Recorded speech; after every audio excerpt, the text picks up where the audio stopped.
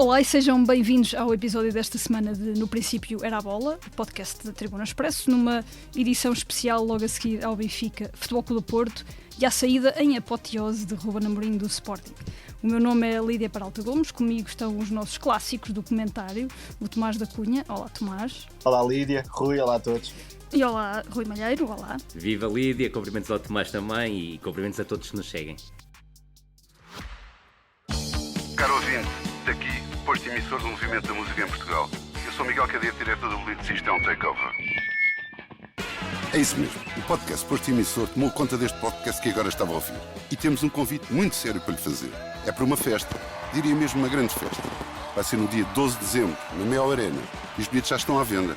O motivo desta celebração, 40 anos da Blitz. Isso mesmo, 40 anos da melhor música portuguesa, com concertos muito especiais dos Chutes e Pontapés, Capitão Fausto, Maro e Gisela João. O que vai poder ver, ouvir e sentir ao vivo é algo que promete ficar para a história, para a da Blitz e para a sua. Contamos consigo? E sem mais delongas, porque penso que todos os nossos ouvintes querem falar e pensar um bocadinho sobre o clássico de domingo. De manhã já me estavam a perguntar a que horas é que gravávamos. Exatamente, que horas é que sai o podcast. É um fim de semana cheio de coisas para contar, um fim de semana cheio, mas vamos começar pelo clássico Benfica Futebol Clube do Porto no Estádio da Luz, 4-1, um resultado que não se via há 60 anos. Há 6 décadas que o Benfica não marcava 4 golos ao Futebol Clube do Porto. 64, 65, 2 golos de Eusébio e 2 golos de José Augusto. Para termos uma ideia, Alex Schwartz era o treinador do Benfica e o Otto Glória o treinador do Futebol Clube do Porto. É isso mesmo, e diria, arrisco-me a dizer, numa exibição muito apagada da equipa de Vítor Bruno. Tomás, vou começar por ti hoje. Depois do jogo de Munique, um jogo muito criticado, até por antigas glórias do Benfica, Lage recusou esta abordagem defensiva para o clássico. Mas esperavas um Futebol Clube do Porto com tantas dificuldades em lidar com a pressão encarnada? Não, claro que não. Era muito difícil de antecipar tamanha superioridade. Não a própria vitória do Benfica, porque, enfim, é um clássico. O Benfica jogava em casa, por aí não há uma surpresa tremenda. Há sim pelo desnível entre as duas equipas no relevado da Luz. E claro que o cansaço ou a frescura, dependendo da perspectiva, é um fator, mas não é o fator que explica a derrocada do Porto no clássico ao Benfica. E havia duas coisas à partida, creio eu, muito importantes para Bruno Lage contrariar. Uma delas tem a ver com o historial. O historial do Benfica a jogar com o Porto, até muitas vezes mais na Luz do que propriamente no Dragão. Uma equipa com medo de si própria, muito anestesiada, uma questão de atitude competitiva, mas também de ambição. E Bruno Lage também tinha de contrariar, indispensavelmente, a forma como o Benfica abordou o jogo em Munique, a incapacidade ofensiva que acabou por ter no jogo da Liga dos Campeões, que até terminou sem qualquer perigo criado pelas águias.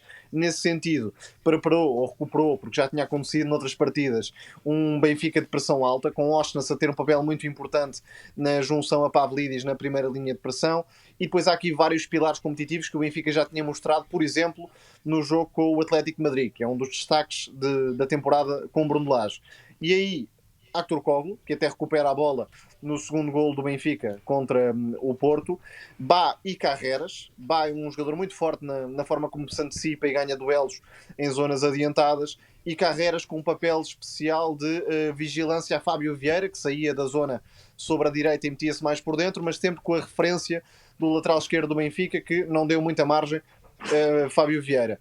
E depois também com a questão de Florentino, que nesse sentido caía mais para o lado contrário, para impedir as recepções de bola limpas de Nico Gonzalez e também cumprir um papel excelente defensivamente. Com isto, o Porto viu-se engolido em vários momentos. O Benfica teve sempre a capacidade de recuperar a bola em zonas afastadas da baliza de Trubin.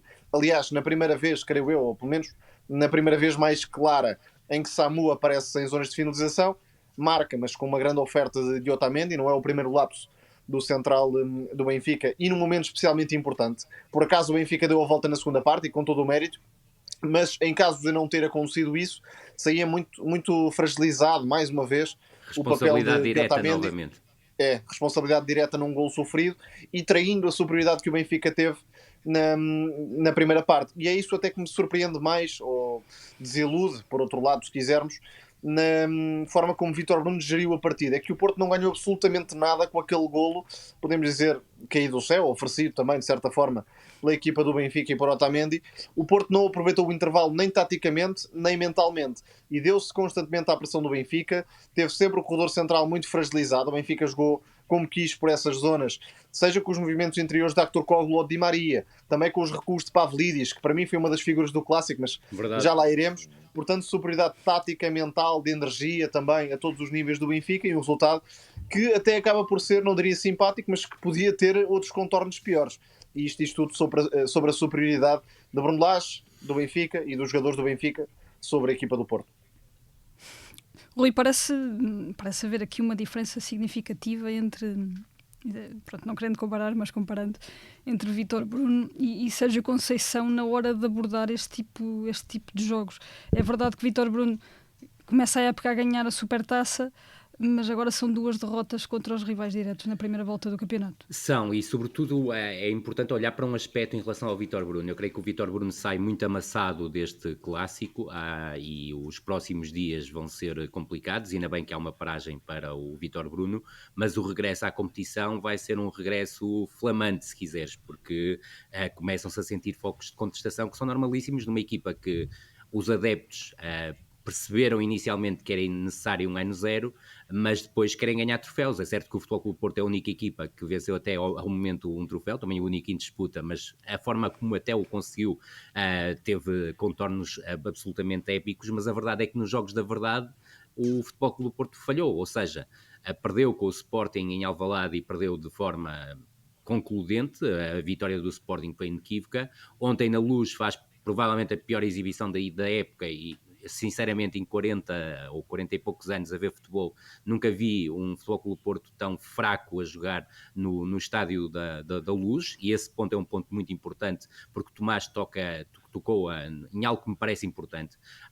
Há um claro medo cénico do Benfica quando recebe o Futebol Clube do Porto na Luz. Em alguns momentos foi ultrapassado, mas também nestes 40 anos de futebol, ou 40 e poucos, aquilo que me habituei a ver foi um Benfica com medo cénico do Futebol Clube do Porto, e ontem nem sequer houve tempo para o Benfica ter medo da equipa do Futebol Clube do Porto. Bem pelo contrário, foi tal como o Tomás disse, o 4-1 justifica-se, podia ter sido bem pior.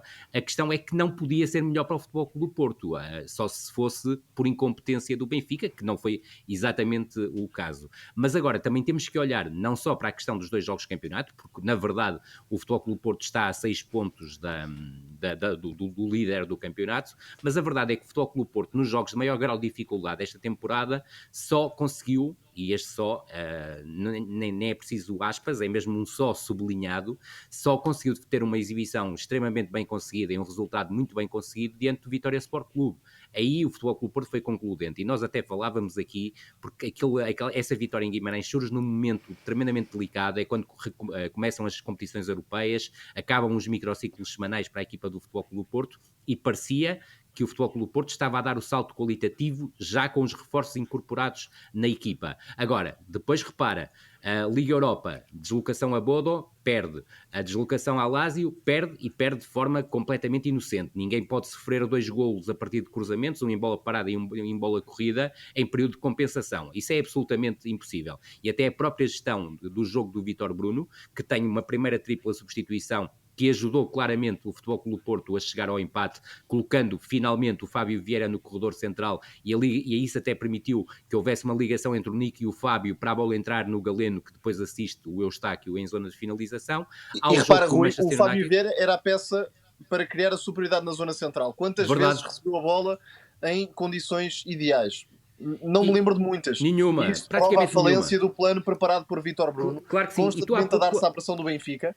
E além disso, muitas vezes víamos o Porto com alternativas mais diretas. Diogo Costa a procurar Galeno. Enfim, o que fosse. Diz sobretudo o Diogo Costa como se fosse o número 10 do Futebol Clube do Porto. Exatamente. A partir da baliza. E aqui o Porto caiu sempre na pressão do Benfica, sem encontrar das duas uma forma de a superar em jogo apoiado, ou então alternativas que permitissem chegar mais rapidamente à frente. E Tomás, tocaste num ponto que eu acho que é essencial. O plano inicial podia ter corrido pessimamente. Faz 1-1, vais com 1-1 para o intervalo. percebes que na primeira parte nunca superaste a pressão do Benfica. Quer dizer, tiveste um ou dois esticões dados pelo Galeno e pouco mais. O golo do Futebol Clube do Porto até é uma situação de ataque posicional em que o Futebol Clube do Porto consegue tirar uma vantagem, foi das poucas vezes que o conseguiu, de 2-1 no corredor direito do Benfica, porque o Di Maria não recuperou e conseguiu chegar à linha a partir do Moura. Mas vamos àquilo que era essencial e que vou ao teu encontro. Estava 1-1 ao intervalo. O Vítor Bruno tinha visto a primeira parte, tinha percebido que o Futebol Clube do Porto não conseguia superar a pressão alta do Benfica, ele tinha que reajustar a equipa ao intervalo. E aquilo que aconteceu foi um Futebol Clube do Porto como... E a Lídia falava há pouco, isto era impossível de acontecer com o Sérgio Conceição. E não estou aqui a tecer nenhuma crítica ao Vítor Bruno, nem a dizer que o Sérgio Conceição é muito melhor que o Vítor Bruno, que o Vítor Bruno é um treinador imberbe. Não estou nada aí por aí. Não tem nada a ver com a questão do treinador de Futebol Clube do Porto. Agora, que ele tinha que fazer mais ao intervalo, tinha. E, convenhamos, nestes 42 anos, eu nunca vi o Futebol Clube do Porto entrar na segunda parte, depois de ter conseguido o empate, sem ambição nenhuma do ponto de vista ofensivo. O Benfica tem a hipótese de fazer o 2-1. Em toda a segunda parte, pouco perigo queria. Nada, praticamente nada. E a verdade é que em 6 minutos o Benfica passa de forma absolutamente confortável o resultado de 1-1 para 3-1, destacando algo também que o Tomás referiu, quer primeiro golo, quer o segundo golo do Benfica, surgem de situações de recuperação alta. E depois há, obviamente, aqui também outros protagonistas, o Tomás tocou nos jogadores que eu também considero essenciais, mas queria aqui destacar a capacidade que o Kerem continua a ter para recuperar bolas em zonas que outros jogadores da posição dele nunca recuperam, e depois a forma como é capaz de verticalizar de forma inteligente, ou seja, encontrar o Oshnes no corredor central, e o Oshnes estava naquela altura no corredor central, porque como o Tomás disse, e muito bem, ele apoiava muito o Pavlidis na primeira linha de pressão, e depois a bola entrou no Di Maria, e o Di Maria tem uma execução brilhante, e depois, obviamente, destacar Tomás Araújo. Tomás Araújo, neste momento, do meu ponto de vista, em termos de Liga Portuguesa, é claramente o melhor central. Olhando Incrível para a convocatória... Sim, olhando para a convocatória da Seleção Nacional... E também está Nacional, na segunda parte no lançamento para baixo, em profundidade. Verdade, é isso mesmo. É que ele está na origem do primeiro e do terceiro golo. Para além de ter mostrado uma consistência defensiva de fazer corar o seu colega de centro da defesa do Benfica. Ainda dizia outra coisa em relação ao Benfica. Neste momento, e percebendo-se que Bruno Lage vai alterando muito a estratégia consoante o adversário e consoante os momentos, qual é o cenário preferido do Benfica? É este. É recuperar a bola o mais alto possível, longe da baliza de Trubin em condições ideais, e atacar não de forma muito prolongada, ataques práticos, objetivos, mais rápido possível, espaços deixados pelo adversário. E o Porto deu sempre isso ao Benfica, portanto o conforto tático esteve sempre do lado da equipa de Bruno Lage, sem qualquer mudança no cenário. Aliás, eu vi nas redes sociais muitos comentários sobre aquela paragem forçada devido às tochas. O gol do Porto não acontece por causa disso, sendo totalmente claro. Aliás, o Otamendi comete muitos erros e de forma frequente. Ou seja, o Benfica não perdeu um momento por aquilo, por mais que haja adeptos que gostem, outros que não gostam. Enfim, completamente irrelevante na história do jogo, porque o Benfica entrou para a segunda parte com o controle da partida e a recuperar muitas bolas, marcou vários golos e termina a primeira parte em desvantagem, no sentido de ter sofrido o golo, mas com um erro individual, não propriamente um erro coletivo. Sem o dúvida. Jogo não se alterou depois daquela paragem. Eu ia-vos perguntar, ou seja, ainda há pouco tempo falámos aqui de uma exibição muito interessante do Futebol Clube do Porto frente ao Aves, em que parecia que Vítor Bruno tinha encontrado ali um bom equilíbrio entre o nível exibicional e os resultados. Porque é que terá mudado a escolha do 11 para um jogo destes, em que à partida é claro que há sempre estratégias, mas parece muito estranho nesta altura, lá está, por exemplo, o Fábio Vieira não jogar no corredor central, não é? Eu acho que no jogo de ontem houve uma clara intenção do Vítor Bruno em robustecer o corredor central, ou seja, ter uma primeira linha formada pelo Alan Varela, que fez talvez o pior jogo que o vi fazer em Portugal. Foi completamente atropelado pela pressão do Benfica, e o Eustáquio, e colocar o Nico Gonzalez mais à frente. Eu acho, e isso parece-me mais do que óbvio, o Fábio Vieira precisou de um tempo para recuperar, está mais perto daquilo que pode valer, mas não está ainda no ponto certo. Agora, o Fábio Vieira é um elemento crucial para mim, para o Futebol Clube do Porto jogar como médio ofensivo, com o Nico como médio mais ligação e o Alan Varela como médio mais recuado. Agora, o Futebol Clube do Porto depois tem um problema, e esse problema era o que o Vítor Bruno pretendeu, e provavelmente a sua equipa técnica, a poupar-se na fase inicial do jogo. Ou seja, é com o Fábio Vieira a partir do corredor direito, o jogo do Futebol Clube do Porto consegue ter mais pausa. Convenhamos que no jogo A de ideia ontem passava teve por pausa ter excessiva. superioridade de 4 contra 3 É o quarto na zona médio. central, É o quarto idealmente. médio, Também exatamente. porque o PP, e Vítor Bruno explicou isso até de forma demasiado clara, diria, Isso mesmo. o PP não estava em condições para começar o jogo por razões de doença, mas não sei, independentemente disso, se haveria uma alteração no plano de Vítor Bruno para o jogo, porque a ideia era claramente encontrar as recepções do Fábio Vieira na zona central e criar a Meia-direita, principalmente. para ganhar esse espaço e depois, muitas vezes, lançar o Samu e o Galeno nas costas da defesa. Só que isso não foi possível, não aconteceu.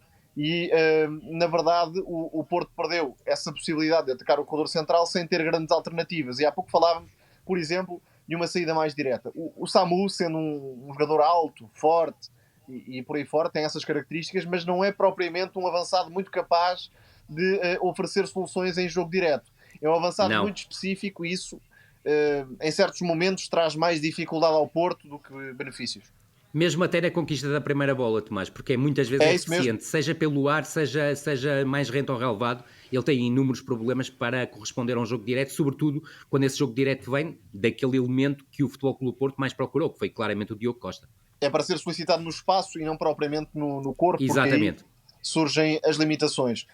Ainda sobre o Porto, e depois já iremos aos destaques individuais do Benfica, mas ainda sobre o Porto, percebe-se que o clube está numa fase de transição, na presidência, no cargo de treinador também, no próprio balneário, saíram figuras importantes, jogadores que transmitiam muita vibração Porto, e estou a pensar em dois, Pep e Francisco Conceição. Certíssimo. Jogadores muito aguerridos, fora a qualidade que obviamente um e outro tinham, o Pep já numa fase descendente da carreira, mas a parte da reação diria que não era necessária apenas dentro de campo, e com isto quero dizer o quê?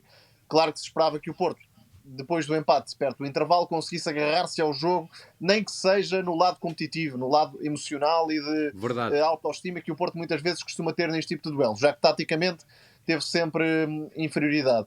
Mas a própria postura, quer de Vilas Boas, quer de Vítor Bruno, não sei se não ficou a dever algo aos adeptos nesse sentido. E isto poderia servir de forma diferente para outro clube. Agora estamos a falar do Porto, que tem valores muito vincados de marcar posição, vamos colocar desta forma, e não sei se Vítor Bruno e André Vilas Boas não ficaram a dever algo mais aos adeptos em termos de reação à derrota e à forma como aconteceu a derrota. Não sei se me fiz entender, mas diria que sim, faltam algumas referências nesse sentido nesta época de transição.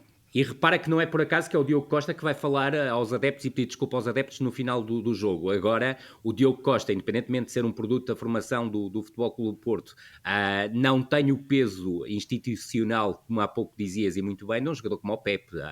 São coisas completamente diferentes e nem o Diogo Costa é normalmente alguém muito hábil em termos de comunicação para o exterior. Eu percebi a mensagem da faca na língua e esse tipo de mensagem.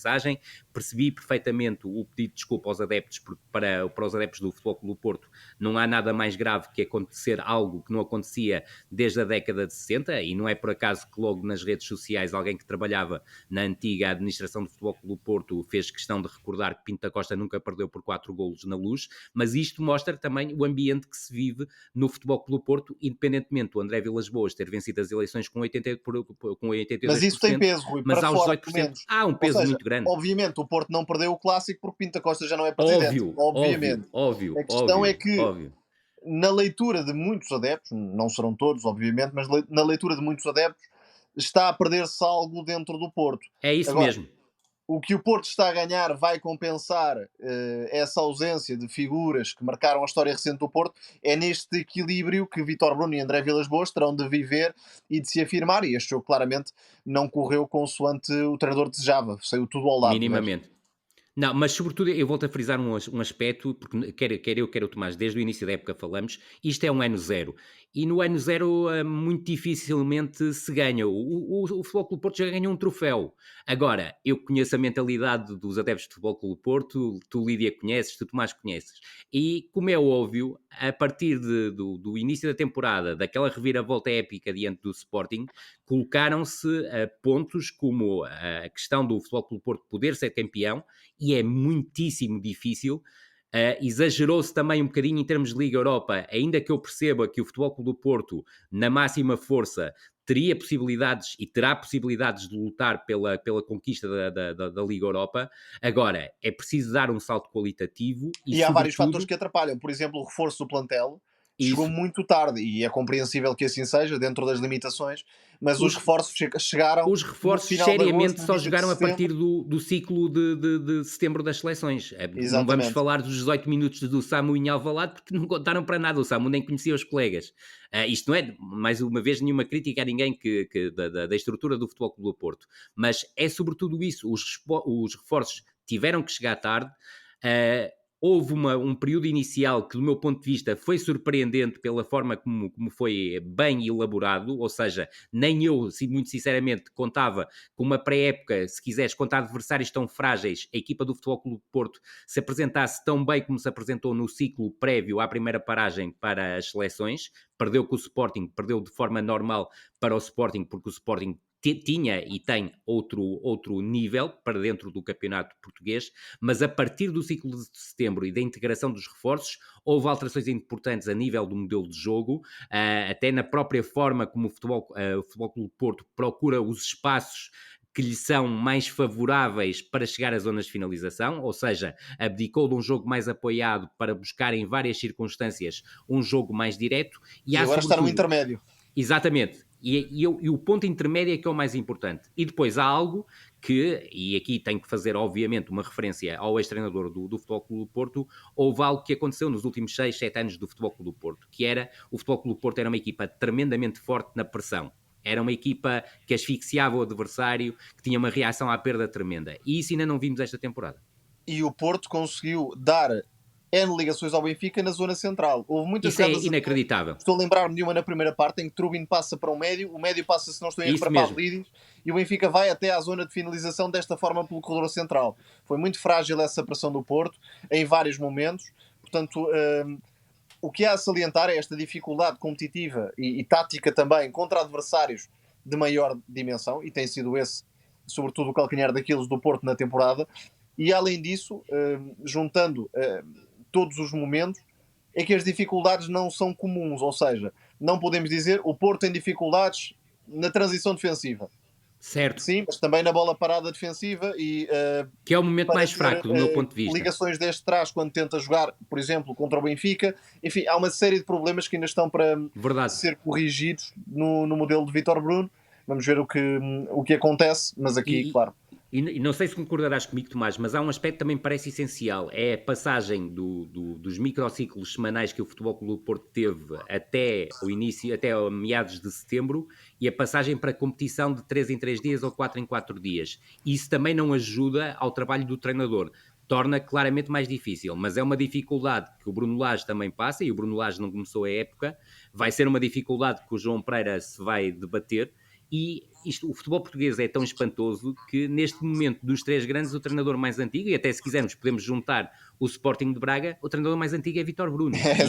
Quer dizer muito curioso, sobre aquilo que é o futebol português e a realidade de Portugal, ainda que tenham havido circunstâncias completamente diferentes nas 3 chicotadas, se quisermos, ou 3 saídas de treinadores, mas é muito futebol português. Na perspectiva do Benfica, deixa-me também destacar a exibição de Pavlidis, porque pareceu-me algo injustiçado nas análises em geral ao pós-jogo. Pavlidis, para mim, foi uma das figuras do jogo. Não diria a figura maior, aí talvez Tomás Araújo, o próprio Di Maria, Concordo. O impacto que teve, tenham tido mais destaque, mais brilho na partida, mas Pavlidis tem um trabalho espetacular neste tipo de jogo, e neste jogo em concreto. Muitas vezes foi o tal apoio por dentro, para o Benfica conseguir superar a pressão do Porto e a partir daí lançando o Actor Koglu ou Di Maria. Está mais confiante a finalizar, está a atravessar um bom momento nesse sentido também. Lançou movimentos nas costas da defesa, sempre à procura do espaço certo. Portanto, fez uma exibição muito completa. Foi uma das figuras-chave para explicar a superioridade do Benfica. Claro que praticamente todos os jogadores tiveram muito mérito, os dois laterais, Baio Carreras, Di Maria, o Tomás Araújo, o meio-campo também a um ótimo nível, mas acho que Pavlidis teve uma influência tática que não foi devidamente valorizada e por isso gostava de deixar a nota.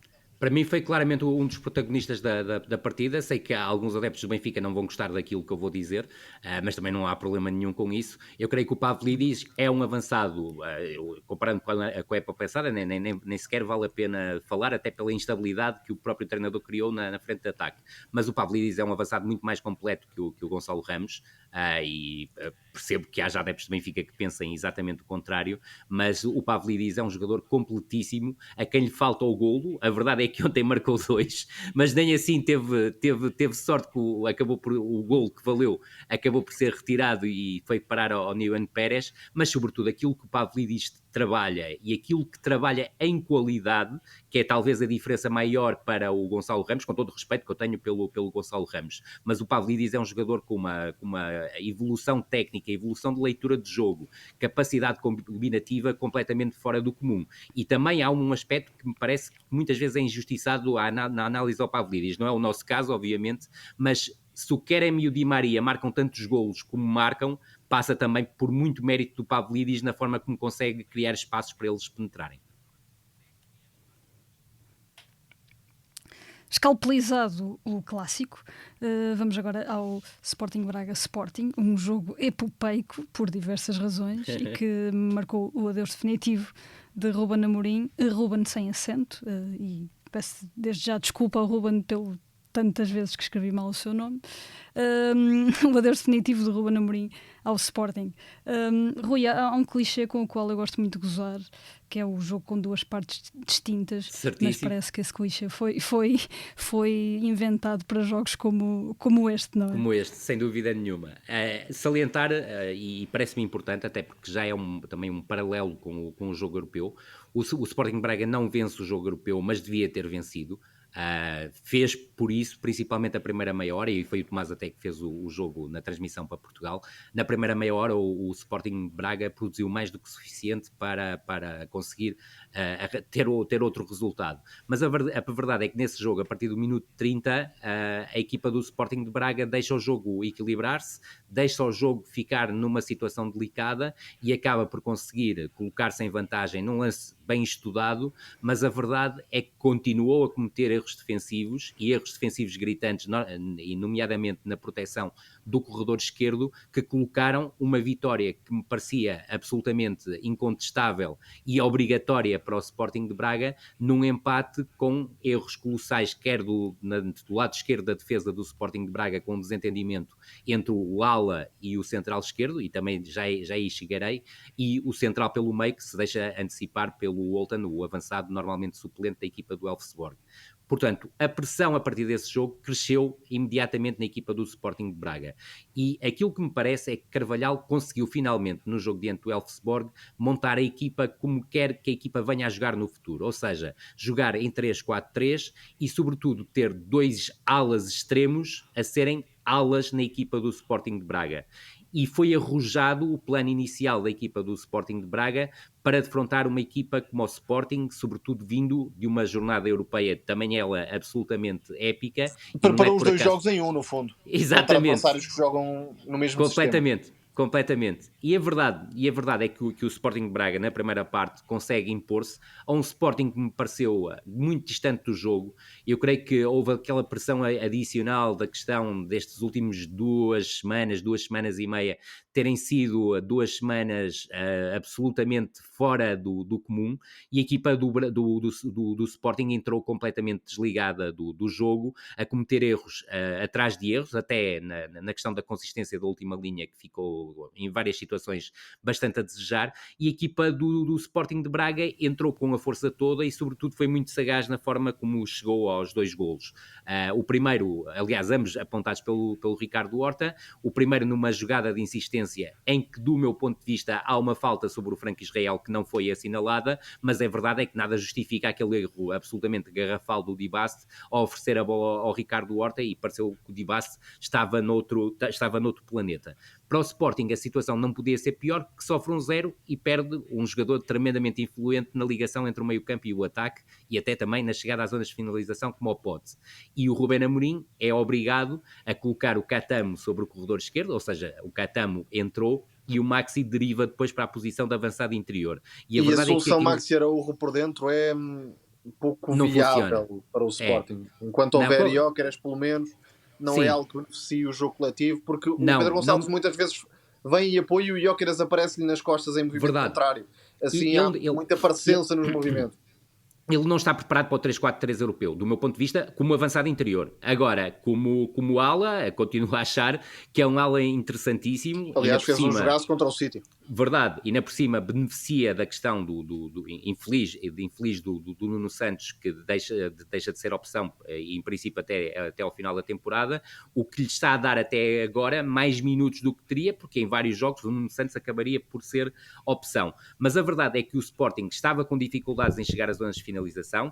Houve uma procura do Sporting, muito espaço entre o centro-esquerda para aproveitar a velocidade, se quisermos, e a potência do Gyökeres, mas acabou praticamente a primeira parte sem uma oportunidade clara de perigo, sem um remate enquadrado à baliza de Mateus, e depois acaba por sofrer o 2-0 já mesmo em cima do intervalo, uma perda inabitual do Daniel Bragança na zona central do terreno, mas também por isso passou um bocado a agressividade da equipa do Sporting de Braga, com o Vítor Carvalho e o João Moutinho a jogarem juntos na zona central do terreno, e depois há a genialidade do Bruma a soltar o passe para o Ricardo Horta. Do meu ponto de vista, o Israel também podia ter feito algo mais, mas foi um remate muito à queima.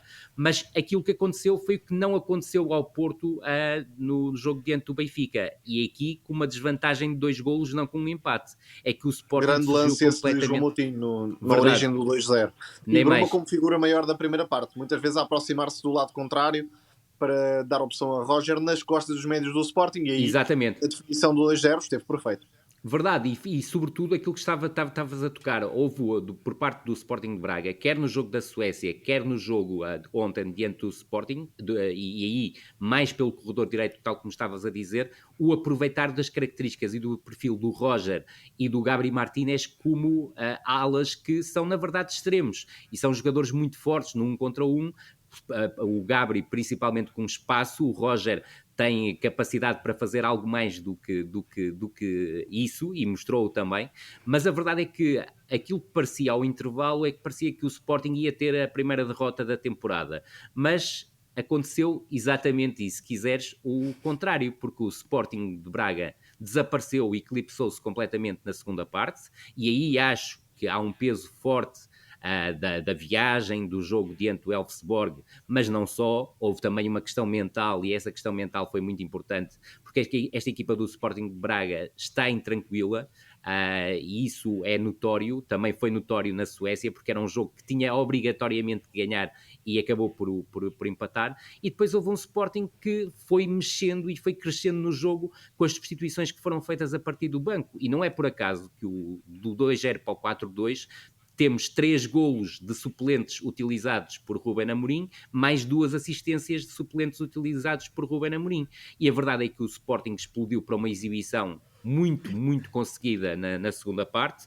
Primeiro, lançando ao intervalo o Santos Justo para o lugar do Dibaste, e o Santos Justo veio trazer coisas que o Dibaste no jogo de ontem não estava a oferecer, e sobretudo não estava desconcentrado como o Dibaste estava, e depois ao minuto 56 eu acho que há a estocada. Tira o Maxi, porque o Maxi, e eu concordo inteiramente com o Tomás, tem muita dificuldade em ser avançado interior, e ainda mais tendo o Gyökeres como parceiro no ataque, e entrou o Arder, e saiu o Bragança, que do meu ponto de vista não teve uma exibição particularmente feliz, ao contrário do que é habitual, e o Morita entrou extremamente bem no jogo. E a verdade é que o jogo tornou-se unicamente sentido único e no sentido da baliza do Mateus. A melhor coisa que podia ter acontecido ao Ruben Amorim após esta dupla substituição foi o Morita marcar na sequência do pontapé de canto. E, curiosamente, é o Santos Justo que ganha a primeira bola, vai ao ferro e o Morita aproveita. E a partir daí percebe-se que o Sporting acredita perfeitamente, quer os jogadores dentro do campo, quer a equipa técnica no banco, quer os adeptos na bancada,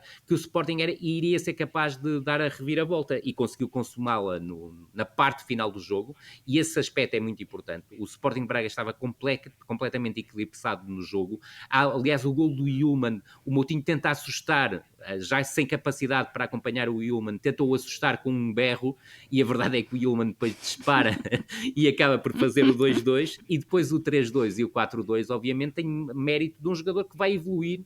Vai ser um caso sério, não tenho dúvida absolutamente nenhuma em relação a isso, mas que entrou completamente ligado à corrente frente a uma última linha do Sporting de Braga que continua a manifestar muitas deficiências e, sobretudo, ontem aconteceu ainda um problema maior. É que o meio-campo deu o estouro, houve muita dificuldade em controlar o espaço entre linhas e, sobretudo, também havia espaço pelos corredores laterais, porque, e não foi por acaso que o Carvalhal, a determinada altura, procurou fechar o corredor direito com a entrada do Víctor Gomes, mas esta equipa do Sporting Braga tem mesmo problemas no capítulo defensivo, que vão, é certo, também de premissas coletivas, mas sobretudo o principal problema é claramente um problema individual dos defesas do Sporting de Braga, porque falta claramente um patrão. Eu e Tomás, desde o início do Príncipe à Bola, já vindo da época passada, já da época passada, é verdade, continuadamente, e a verdade é que o problema continua. E até, Tomás, não sei se estás de acordo comigo, mas o jogador que tem sido mais fiável na última linha do Sporting Braga é o João Ferreira. Exatamente. O João Ferreira não é defesa central, é lateral direito. Exatamente. Mas embora tem sido o esta elemento mais seja fiável. talvez a melhor posição, central numa defesa a 3. Certo, concordo e esta contigo. estrutura, apesar da derrota, pode ser potenciada por Carvalhal para tentar estabilizar o Braga. Completamente de acordo contigo. Acho que o futuro do Sporting de Braga, e veremos o que é que acontece depois da derrota diante do Sporting e, sobretudo, depois também de alguma insatisfação que havia com a campanha europeia que o Sporting de Braga está a protagonizar, e é importante, eu creio que não estou errado, neste momento o Sporting de Braga está no 5º lugar da tabela classificativa, foi ultrapassado pelo Santa Clara. Eu creio que não está, obviamente, está a defraudar as expectativas, mas há um aspecto que me parece essencial. Carvalhal entrou numa fase delicada quando deixou de haver microciclo semanal para passarmos a ter jogos de 3 em 3 dias e 4 em 4 dias, e houve uma aposta inicial no treinador, no Daniel Sousa, que fez trabalhos competentíssimos onde tinha estado anteriormente no Aroca e no Gil Vicente, e nós até hoje ainda não percebemos porque é que o Daniel Sousa foi embora do Sporting de Braga. Tomás, nós aqui estamos habituados a lidar com factos e não com outro tipo de ideias, mas obviamente que a recuperação do Sporting, há o apagar do Braga, as mudanças no banco do Ruben Amorim, mas depois também parece haver ali um lado quase sobrenatural desta equipa que queria muito dar a vitória ao treinador, não é? Sim, eu nem ia pelo lado sobrenatural. Eu acho que é uma despedida perfeita para o trabalho de Ruben Amorim no Sporting, porque é uma vitória muito mais de crença do que propriamente de qualidade exibicional fora de série. Aliás, os golos são, sobretudo, tirando de bola parada, são 2 golaços de fora da área do Yulman e do Arder, neste Sporting nórdico que cada vez mais ganha raízes. Foi uma segunda parte de superioridade total, entenda-se. O Sporting esteve sempre por cima, mas não criando tantas oportunidades quanto já vimos a equipa criar noutros cenários. E o próprio Gyökeres, por exemplo, teve muitas dificuldades para se superiorizar aos centrais do Braga, mas isso libertou espaços fora da área para alguns jogadores aparecerem a fazer a diferença. Um belíssimo gol do Yulman e um belíssimo gol do Arder. Ou seja, o mérito de Ruben Amorim nesta partida em concreto passa muito pelas alterações, e todos os jogadores que foram entrando deram coisas diferentes e melhores até o Gonçalo Inácio do que quem estava anteriormente. Exatamente, o Gonçalo Inácio, o Sanchez, depois de uma primeira parte bastante pobre do Debast, o Morita na comparação com o Daniel Bragança e o Arder na comparação com o Maxi Araújo, mais pelos gols do que propriamente pelo caudal ofensivo e pelos desequilíbrios que provocou. Mas acho que o Sporting nestas últimas 2 semanas sentiu muito o desgaste emocional desta perda do treinador. Aliás, o jogo com o Estrela foi um dos menos conseguidos da temporada. Houve aí um grande rendimento de Gyökeres, e depois, no jogo com o City e no jogo com o Braga, houve sobretudo uma resistência emocional que explica o estado de autoestima em que Amorim deixou o Sporting. A equipa sente-se capaz de tudo, e isso muitas vezes é mais forte do que qualquer tática, qualquer Verdade. detalhe técnico, qualquer força do adversário. Aqui há sobretudo um Sporting muito crente de si mesmo, acredita em qualquer cenário, mesmo em desvantagem por 2-0, mesmo perdendo Pedro Gonçalves e alterando radicalmente as características do ataque. O Sporting não deixou de ter o pensamento na vitória, e isto podemos recuar há 5 anos. O Sporting de há 5 anos se calhar não ganhava este jogo. Aliás, é praticamente garantido que não ganharia este jogo. Quase certeza. E não estou a falar apenas da qualidade dos jogadores, que são outros, Não. obviamente. É a crença que Ruben Amorim deixa. Um estado de autoestima que o Sporting não conhecia há muitos e muitos anos, e que fica claramente no Sporting, porque estas vitórias explicam-se muito mais por aí. Não foi um Sporting tão dominador, entrou mal no jogo, mas ainda assim é difícil derrubar esta equipa quando está junta. E o Sporting na segunda parte foi uma equipa muito ligada ao jogo, ao contrário da primeira parte, e o Rui destacou isso há pouco. E como a Terra continua a girar e parece toda a velocidade. muito mais rápida, toda a velocidade, estamos a gravar e João Pereira já foi apresentado, já falou. Tomás, obviamente aos dois, mas Claro, Tomás, sim. se quiseres começar, o que é que podemos esperar desta opção do Sporting? O que é que nos podem dizer de João Pereira como treinador, do que já viram, se é uma opção acertada, e já agora também do que ouvimos João Pereira esta segunda-feira, o que é que vos pareceu? Tenho alguma dificuldade neste momento em dizer se é uma opção acertada ou errada, e por duas razões muito simples. A primeira é que o contexto sub-23 ou de equipa B não é minimamente replicável numa equipa profissional, competitiva e com ambições sérias. Ou seja, a equipa B com um bocadinho mais de estabilidade, mas os sub-23 são um carrossel de jogadores, e mesmo a equipa B também, há jogadores que entram, outros que saem. Em termos de ideia de jogo, percebe-se que há um João Pereira com uma aposta na continuidade. Aliás, o próprio Sporting é que aposta na continuidade, melhor dizendo, em termos de ideia de jogo. Há algumas nuances diferentes. Por exemplo, a atacar muitas vezes forma-se um 3-4-3 losango, a defender por vezes forma-se um 3-5-2, mas o Sporting A é muito mais superior a quase todos os adversários do que o Sporting B na realidade em que se desenvolve, e portanto é difícil de perceber ao certo, ao detalhe, como é que João Pereira vai cair nesta equipa principal.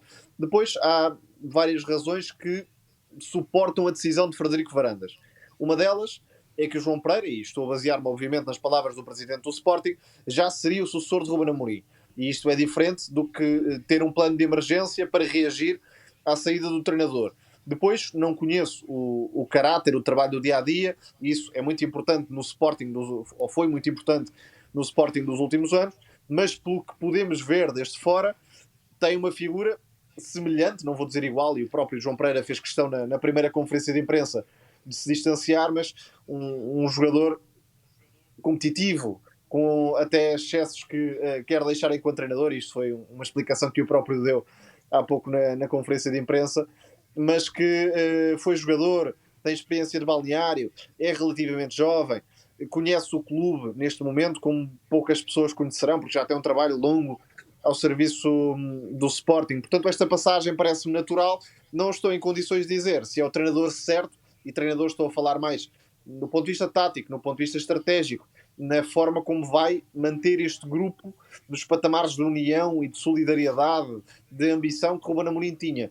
Essa parte já é muito difícil de prever, mas faz parte do projeto de Sporting. E ter um projeto, normalmente, é a melhor forma de chegar ao sucesso. A frase final do Tomás é lapidar. Haver um projeto é claramente a condição mais determinante para conseguir ter sucesso no futebol.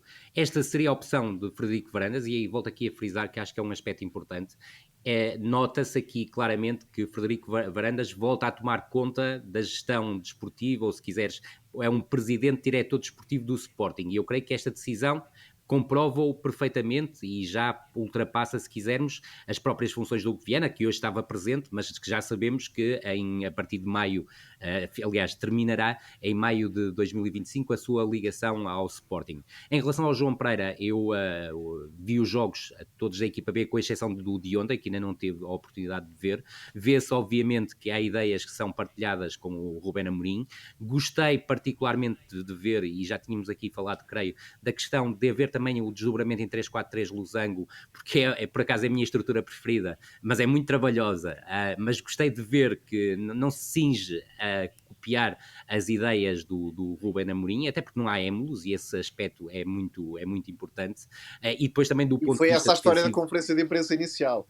Exatamente. O João Pereira, muito robótico, diria, ao início, foi-se soltando, deixou algumas frases fora, mas vai ter de viver com o peso da comparação, é inevitável. Vai, e veremos, porque isso também tem um lado que pode ser nefasto em algumas situações. Depois, tal como disseste e muito bem, em momento defensivo, algumas vezes também a utilização não do 5-2-3 habitual, mas do 5-3-2, que depois iremos perceber, porque eu creio que do ponto de vista ofensivo há uma ideia clara. Agora, uma coisa, tal como dizias e muito bem, é treinar o Sporting B, muitas vezes também, e sobretudo no Sub-23, o lado estratégico do jogo passa completamente ao lado, tu nem sequer tens tempo ou tens imagens para estudar bravamente as equipas adversárias. Não estou a dizer que era o caso de João Pereira, até porque tinha analistas na equipa técnica, mas pensas muito na tua forma de jogar, como acontece também em várias situações dos jogadores também. Na equipa B. A minha grande dúvida, e obviamente eu nunca poderei dizer se é uma escolha certa ou uma escolha errada,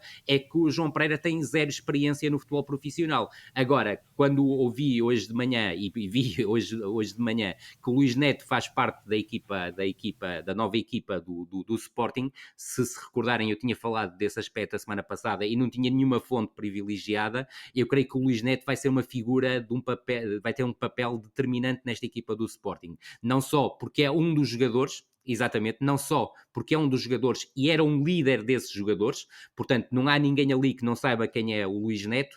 Depois eu que tenho o privilégio de já ter trabalhado com o Neto na RTP, e sei o que é que ele percebe de futebol, sei aquilo que ele também percebe do ideário do Rubén Amorim, e é muito interessante.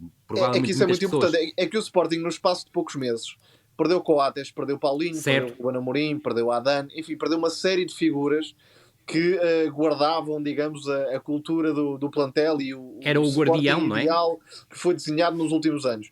E o Neto isso pode mesmo. ser esse, não quero compará-lo com o Rubén Amorim nesse sentido, mas pode ser o porta-estandarte, vá lá, do Sporting que foi construído nos últimos anos e ajudar a criar uma ligação com o João Pereira.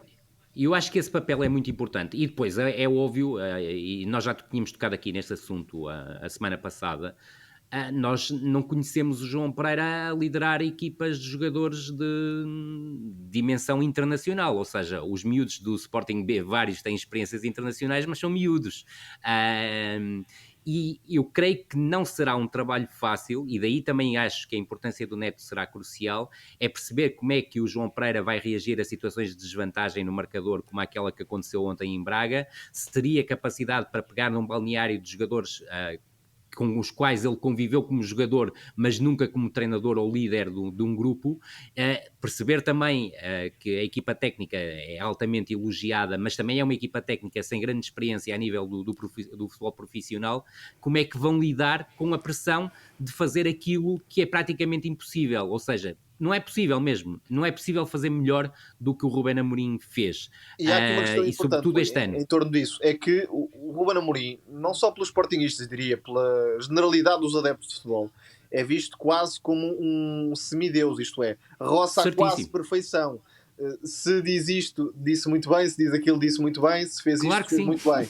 E lidar com isto pode não ser fácil, porque o João Pereira, à partida, terá mais falhas, ou pelo menos a falha poderá ser mais castigada do que foi em relação ao Rubén Amorim, que criou isso para si próprio, com todo o mérito do mundo.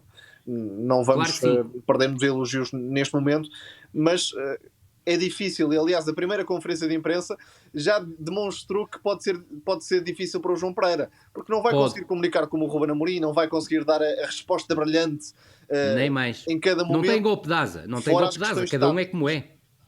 E Cada um se é calhar como é. o Sporting vai voltar à normalidade nesse sentido, mas isto não diz nada sobre a competência do João Pereira. Nada, minimamente. Agora, tu tocas num ponto que por acaso foi o primeiro ponto que eu pensei após ouvir toda a conferência de imprensa. É que aquilo que o Ruben Amorim, há 4 anos e 7 meses, ofereceu no dia 1 em Alvalade foi completamente diferente do que aquilo que o João Pereira ofereceu no dia de hoje.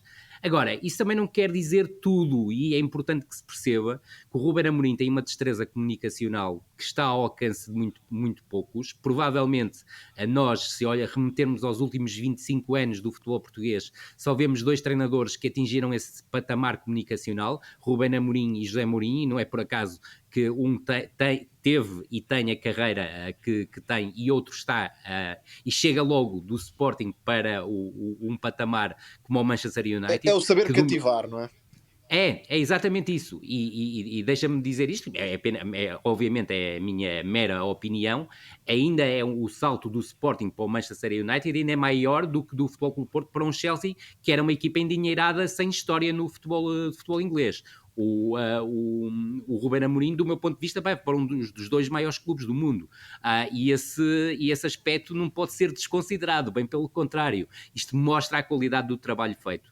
Agora, aquilo eu defini-o no sábado como 6º violino, e para mim, com todo o respeito obviamente pela história do Sporting, pelos múltiplos treinadores que passaram pelo Sporting, eu creio que há uma coisa que me parece inegável. O Ruben Amorim, e é difícil compararmos com os anos 50 e os anos 40, por isso é que eu também toquei na questão do 6º violino, mas a verdade é que o Ruben Amorim conseguiu ser o melhor treinador da história do Sporting, e então nos últimos 40, 42 anos, com o período que eu acompanho, é que não tenho menor dúvida em relação a isso, porque é completíssimo em vários aspectos e ainda vai ser melhor treinador do que é hoje.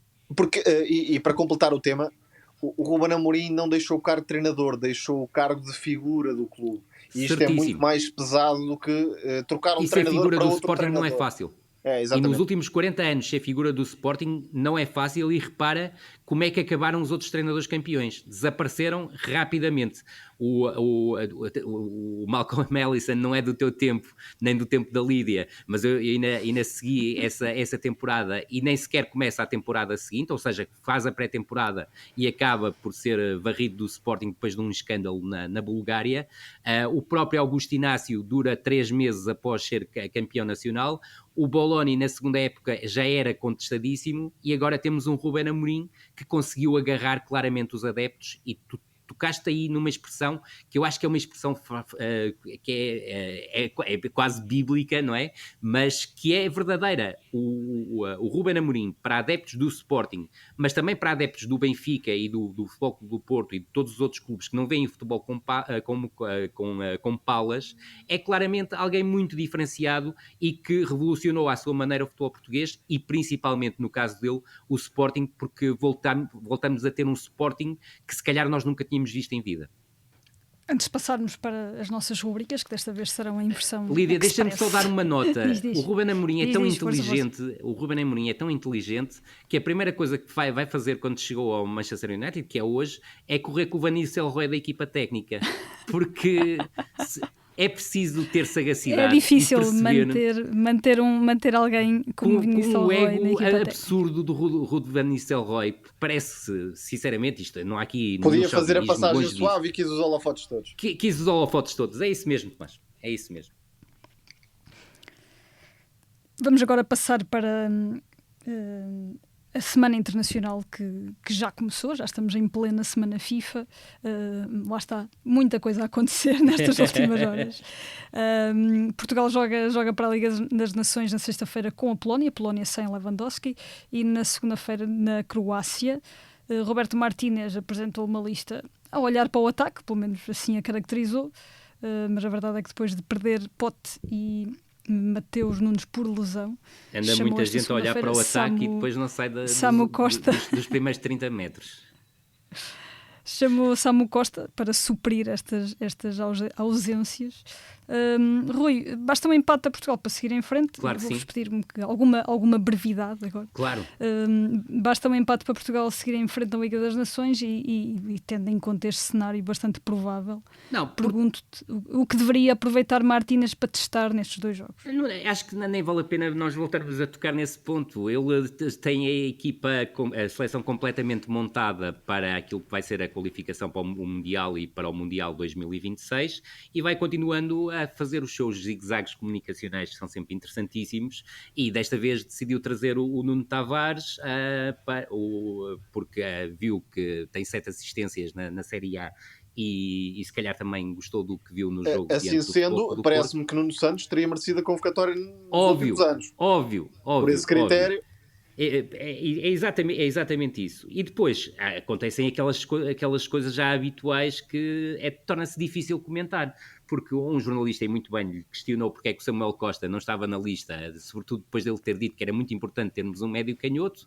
O Roberto Martínez explicou que estes jogos não seriam o ideal para ter o médio canhoto, e o médio canhoto, entretanto, foi convocado para a seleção porque o Mateus Nunes e o Pote estão fora.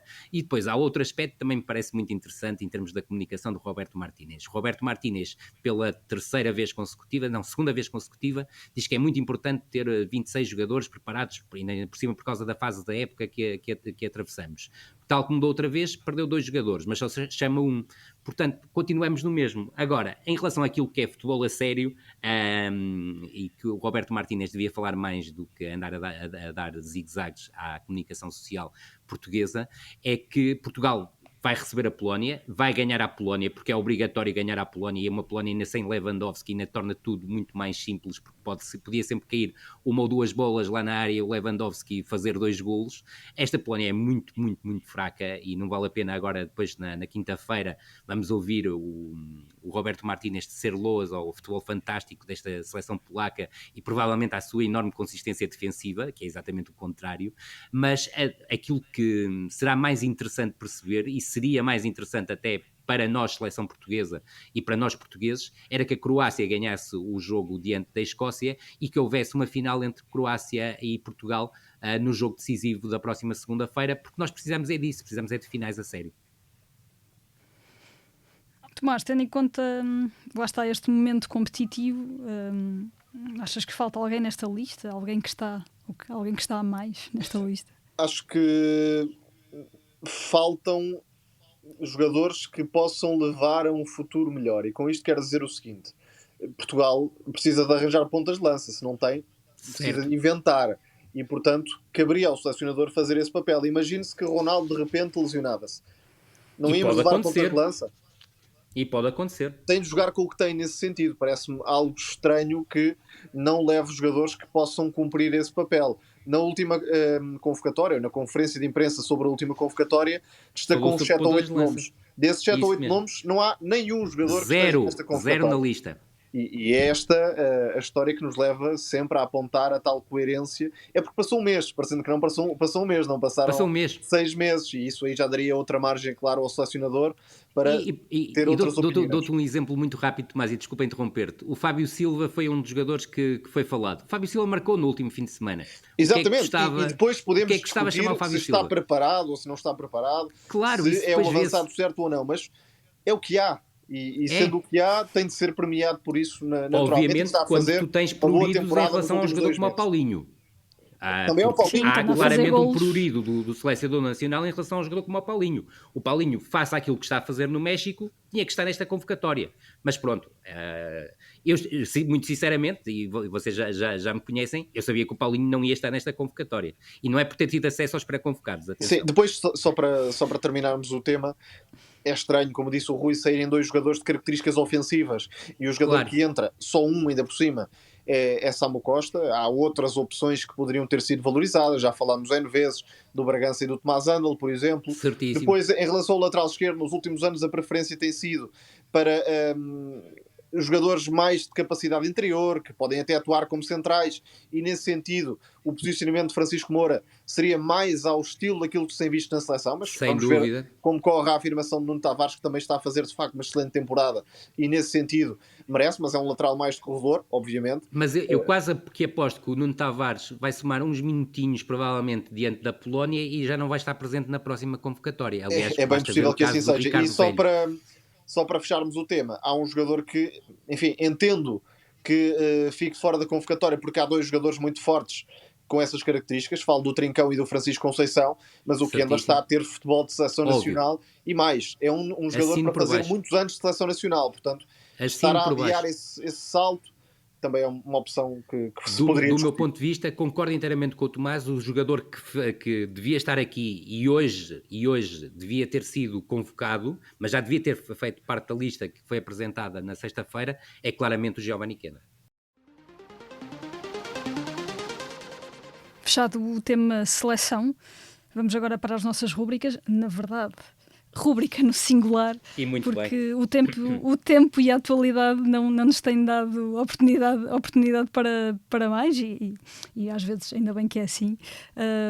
Tomás, no Teatro dos Sonhos, querias falar-nos um bocadinho de uma dupla que anda a brilhar na Bundesliga, mais propriamente no Eintracht Frankfurt. E mais propriamente no Príncipe Egípcio, porque o rei continua a ser Mo Salah, está a fazer uma super temporada em Liverpool, mas há um herdeiro à altura, e atenção à temporada de Omar Marmoush, é o egípcio do Eintracht Frankfurt, um jogador com uma facilidade de finalização estonteante, normalmente preferindo executar da esquerda para dentro, ganha facilmente a zona frontal, é muito veloz a atacar os espaços, mas destaca sobretudo por esse sentido de baliza e pelos recursos que tem na finalização. Não é um extremo propriamente, é um segundo avançado, ou um avançado que aparece da esquerda para dentro e tem uma potência de remate extraordinária, marca livros diretos também, e o Eintracht Frankfurt consegue dar-lhe esse protagonismo nas últimas jornadas. É uma equipa que está a marcar muitos golos, atenção a isso, e como dizias, o Ekitika, que é um avançado muito alto, mas com uma técnica invulgar, tendo em conta essa estatura, trata muito bem a bola fora da área, tem recursos para sair no drible, aparece também a marcar golos, embora o Marmoush tenha um brilho superior. Diria que a par de Zé Grova é um dos avançados extremos mais entusiasmantes fora das principais equipas que podemos ver por essa Europa fora. E só uma palavra para o Dino Topmoller, porque é alguém que treinou o AMI Benfica e o do Delange no Luxemburgo e teve uma carreira claramente excepcional, mas é verdade. Repara, eu por acaso não tenho aqui presente o dado, mas eu creio que é entre 2014 e 2019 ele treinou no Luxemburgo, depois passa pelo Vitron e até não tenho ideia que tenha feito um trabalho excepcional e acaba por ir para o Bayern Munique ser treinador adjunto e agora tem a sua hipótese a solo. O ano passado, muito sinceramente, acho que não correu na perfeição, mesmo assim foi bastante razoável, mas este ano coloca claramente o Eintracht entre as equipas que melhor futebol jogam na Europa e os 2 jogadores que o Tomás destacou são os 2 jogadores que mais merecem destaque e sobretudo também do lado do Topmoller alguma capacidade para variar em termos de estruturas, mesmo jogando mais e sobretudo os últimos jogos mais em 4-4-2 e sobretudo eu não tive a oportunidade de ver o jogo completo, mas já vi o resumo do Stuttgart da Eintracht Frankfurt. Não sei se viste o jogo completo, mas daquilo que eu vi do resumo, acho que é aqueles jogos que vale bem a pena ver. O Stuttgart joga muito bem, semana. A equipa não quebrou futbolisticamente, mesmo perdendo vários jogadores da época anterior para esta, mas o Eintracht pode ser o Stuttgart desta temporada. A equipa claro que anda ali, eu diria até candidata ao top 3. Concordo inteiramente contigo e já agora, porque já falamos dele e destacámos no ano passado, é um jogador do Stuttgart que é o Ângelo Stiller, que vale mesmo a pena ver jogar. Cá estaremos para falar dele em outras ocasiões, se possível. Está assim fechado mais um episódio de No Princípio Era a Bola. A sonoplastia foi do Tomás Delfim. Muito obrigada por nos acompanharem aí desse lado e até para a semana. Até para a semana. Até para a semana.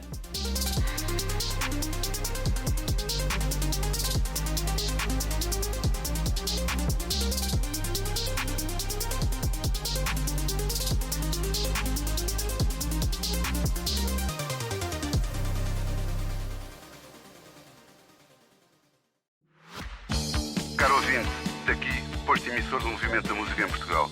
Eu sou Miguel Cadete, diretor do Blitz, isto é um takeover. É isso mesmo. O podcast Posto Emissor tomou conta deste podcast que agora estava a ouvir. E temos um convite muito sério para lhe fazer. É para uma festa, diria mesmo uma grande festa. Vai ser no dia 12 de dezembro, na Mel Arena. E os bilhetes já estão à venda.